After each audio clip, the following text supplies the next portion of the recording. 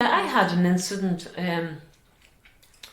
shall I say I would have had a couple of incidents. One was at Waterbridge checkpoint, and I was heavily pregnant with Paul. And I must have been coming down from Cavan and calling around my mummy and daddy's before I came here to oh no, I would have been at home maybe at that stage, I don't know. But anyway, I remember them taking me out of the car, and everything had to come out of the car. Do you mean that they would, for example, stand outside this house, let's say, and so if anyone tried anything, they'd run up to the house? So that people wouldn't fire on us because we had no involvement whatsoever, political, anything at all. We had no views. We're peace-minded people, right? And they knew that if they were in this area here, or stopping on the road outside our house, right, that they were totally safe because no one, stray bullets could come into the house and kill somebody. You understand?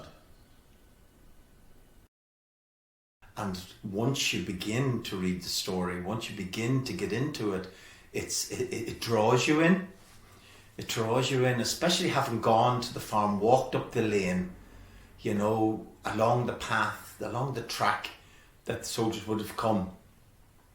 You know, it's only a matter of 500 yards, you know, it's not a distance. Sandholes is right above the farm at Anhenge, and there is a pad down to it, the old road to Dublin and Skillen Road.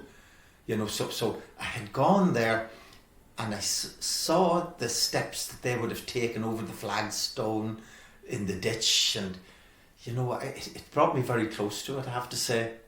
I felt the thing. I felt the horror. How do you remember Michael and Andrew as well? I remember them, obviously. I remember both of them very well. Andy was a very quiet fella. Andy was all smiling. You would have never saw Andy that he wasn't smiling. Now, if his mood changed, there was something wrong. I think somebody stole his bike, or maybe let the wheels down his bike one time, and that didn't go down well, because he used to cycle from his own house down to Francie Donaghy's lane on the Landbrook Road. And my father used to come up on the Saturday and he'd bring a change of clothes, and he used to bring comics and everywhere that Michael went, I went. You know, I would have known all his friends. I would have known his big hobby was reading. Yeah. He used to buy at least one, possibly two newspapers every day. The unanswered question in that is, I don't know how many people would have to be there for it to be called off. 2 was okay. 3, 4 would have been a lot of work.